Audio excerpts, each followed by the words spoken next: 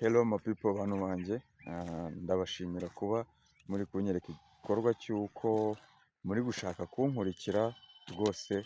Abari gukanda add friend ndabashimira cyane, gusa ndi kubasaba mu mwanya wo gukanda add friend n'ubundi ibikorwa byanjye muzajya mukomeza mubikurikirane. Ndi kubasaba aho kugira ngo mukande add friend mwakanda follow.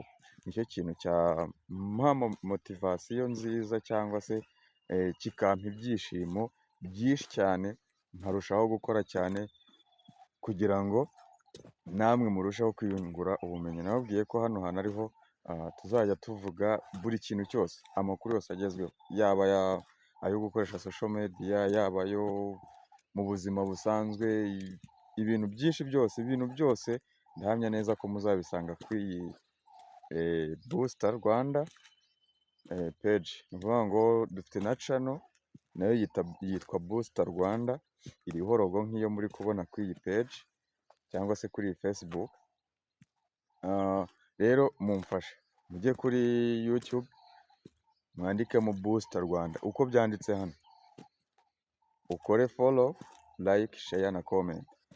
Ikindi ahangaha kora follow, like, share na comment, utubwire, twandikire muri comment utubwire ngo ndashaka ko uzankorera video y'iki kintu.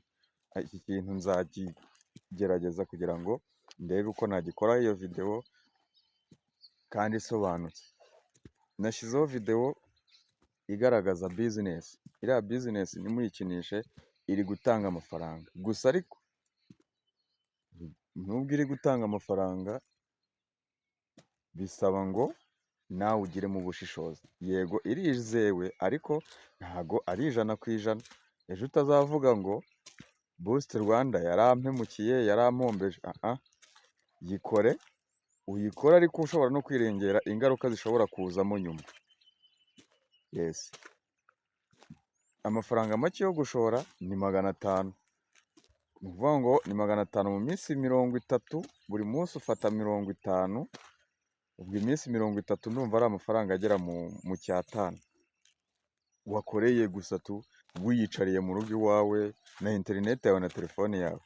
Hariyo naho ushora 1000, 3, 5, 10 gutyo. Amafaranga menshi ya nyuma yo gushora ni 25. 25 ku munsi uba ufite inyungu buri munsi 2500, kuko naho baguhereza video zigera muri 50 ahari zo kureba.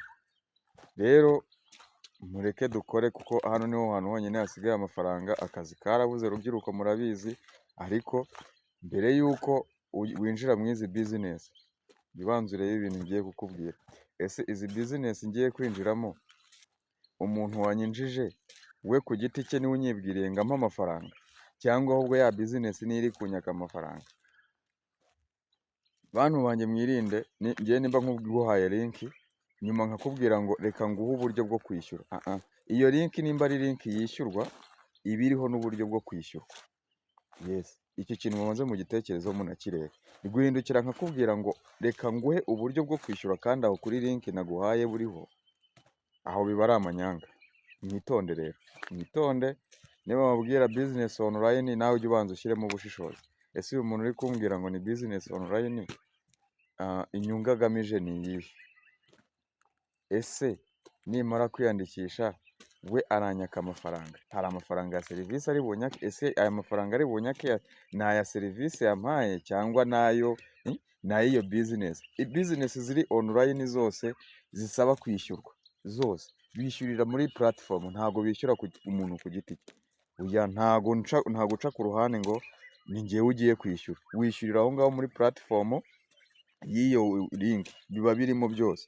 Uvuga ngo ariko nabwo kwishyura, ntugapfe kwishyura, jya ubanza ugishe umutima inama wawe inshuro 2. Ese ko ngiye gushoramo hano hantu nta risike irimo? Ese risike nimba irimo, ndishuwa neza ko nzahangana nayo nkayihanganira? So murakoze rero kuba muri kunkurikirana. Gusa abantu bari gukanda add friend, ndi kubasaba mwikanda add friend, ahubwo mukande follow, like iyi video, sharinga inshuti zawe nazo zibone iyi video. Nibwo bufasha njye nkusabye, nta mafaranga nkwatse, ubwo bufasha bwonyine nibwo nkusabye. Nkorera icyo kintu muvandi. I love you to all.